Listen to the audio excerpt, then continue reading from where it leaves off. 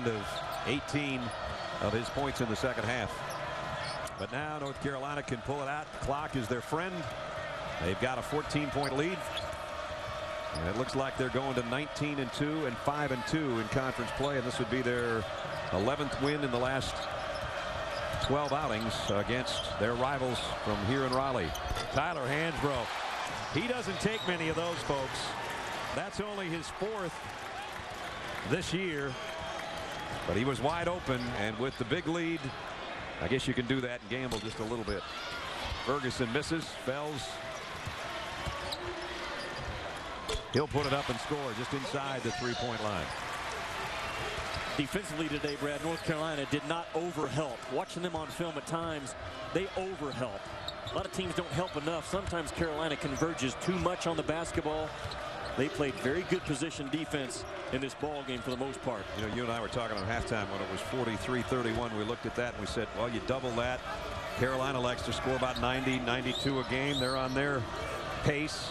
At that point, North Carolina State, we said we wanted to keep it in the 60s. You mentioned that earlier. The only problem is you don't want both those things to happen. Come true. That's right. No. Well, Tyler Hansbrough didn't have a three-pointer last year. In fact, in his career until this year, he said, well, you know what? I've expanded my game. I don't know how much more he can expand it. His 4th three of the year. He's got 29 points. And he's closing in now.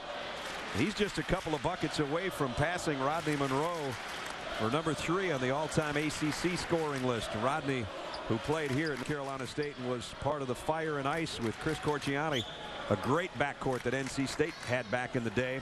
And Tyler's closing in on Rodney, who was one of the real fun guys to watch in this conference. Tyler had 32 and 12 last year in this ball game in this building. Yep. Costner is short with his. Hansbrough, that's his 6th rebound to go with his 29 points. Down to 120 in the game.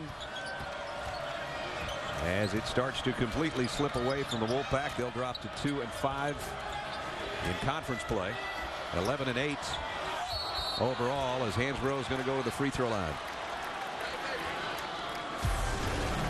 All-time scoring leaders: J.J. Redick at Duke, Dickie Hemrick, I mentioned his name earlier, Wake Forest, Johnny Dawkins, Duke's number 2 all-time leading scorer, in there at 25-56. There's Rodney, and now Tyler is right on his heels. That's some good company right there. I could win a couple games if I could coach that team. If everybody was the same age. Well, certainly this is a club that's, you know, we've already talked. I think there's 8 teams fighting for 4 spots in number 1 seed. North Carolina is certainly in that group. They were everybody's favorite to win it in the preseason, including myself. But I was counting on Tyler Zeller and Marcus Ginyard being a part of that 7-8 man rotation, and they're not. That is still a big chink in the armor for North Carolina. Your best defender, your effort guy, a guy, Marcus Ginyard, that's worth a couple of defensive stops each half all by himself. And Tyler Zeller was a guy that was going to get you 7, 8, 9 points a ball game and also be a length guy around the rim. Those are 2 issues for North Carolina that just makes you say, you know, they're not going to win it all, because they have some deficiencies, but still, they ain't going to be easy to beat. No. Tyler Hansbrough leaves the ball game with another big game, 31 points, 6 rebounds.